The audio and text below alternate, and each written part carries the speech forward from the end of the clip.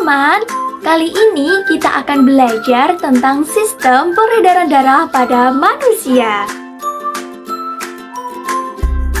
Saya Revalina Tri Anggraini dengan NIM akhir 039.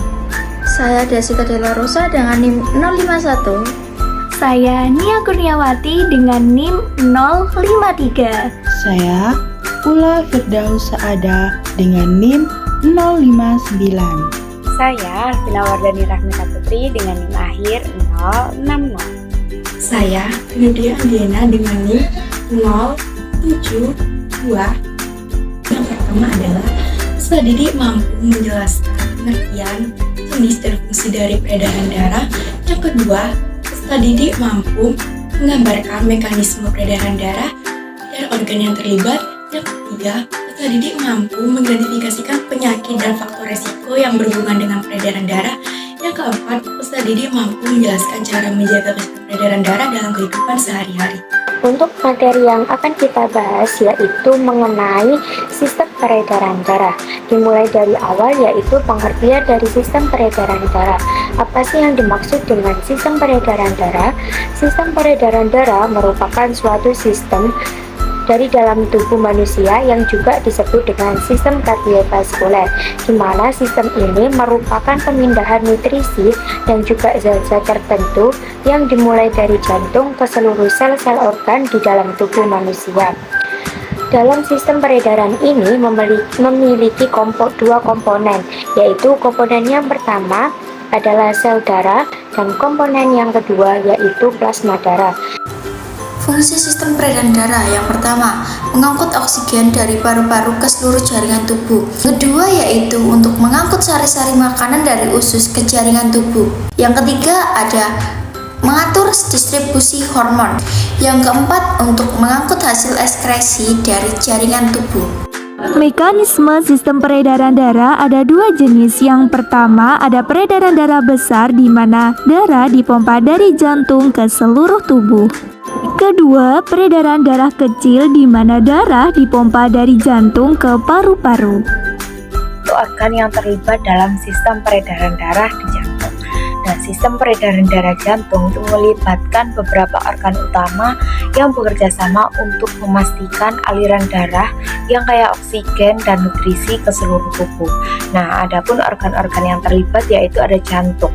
Jantung merupakan organ utama yang berfungsi untuk memompa darah ke seluruh tubuh melalui kontraksi dan juga relaksasi otot-ototnya. Selanjutnya ada pembuluh darah. Nah, pembuluh darah ini terbagi menjadi 3 macam, yaitu pembuluh darah arteri, pembuluh darah vena, dan juga pembuluh darah kapiler. 3 yaitu ada paru-paru. Nah, paru-paru ini terlibat dalam sirkulasi paru-paru atau sirkulasi kecil.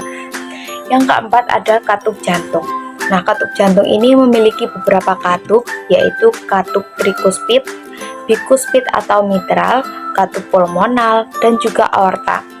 Yaitu contoh kegiatan sehari-hari yang melibatkan sistem peredaran darah, berjalan atau olahraga.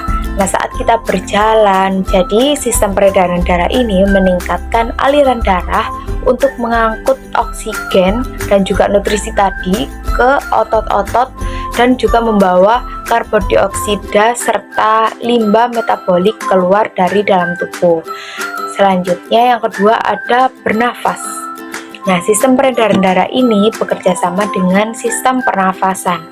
Yang ketiga yaitu makan dan mencerna makanan. Sistem peredaran darah kemudian mengangkut nutrisi tersebut ke seluruh tubuh agar dapat digunakan untuk energi dan juga membantu fungsi sel. Contoh selanjutnya yaitu berpikir. Sistem peredaran darah ini membantu mengalirkan darah yang kaya oksigen ke otak agar dapat berfungsi dengan baik. Nah, sistem peredaran darah juga membantu mengatur suhu. Jadi ketika kita kepanasan, pembuluh darah di dekat permukaan kulit akan melebar untuk mengeluarkan panas dari tubuh. Selanjutnya yang terakhir itu ada tidur atau istirahat. Penyakit sistem peredaran darah yang pertama ada hipertensi atau tekanan darah tinggi yang disebabkan oleh tekanan darah yang meningkat di arteri. Yang kedua ada penyakit jantung koroner yang disebabkan oleh penyumbatan pembuluh darah di aliran jantung. Yang ketiga ada stroke, terhentinya aliran darah di otak. Yang keempat ada aterosklerosis yang disebabkan oleh penumpukan plak di dinding sel arteri. Cara menjaga kesehatan sistem peredaran darah yang pertama dapat dilakukan dengan diet sehat, yaitu mengkonsumsi makanan dan minuman yang kaya serat. Yang kedua ada olahraga teratur dapat meningkatkan sirkulasi darah. Yang ketiga hindari merokok agar terhindar dari penyakit resiko jantung. Yang keempat ada mengolah stres, yaitu melakukan meditasi atau yoga. Dan yang kelima, yang terakhir itu dapat dilakukan dengan pemeriksaan rutin, yaitu dilakukan secara berkala untuk menjaga atau mengontrol tekanan darah dan penyakit jantung. Pertama, mengapa peredaran darah berfungsi untuk mengatur suhu tubuh kita ya? Nah, yang kedua, bagaimana sih mekanisme kerja jantung dalam sistem peredaran darah kita?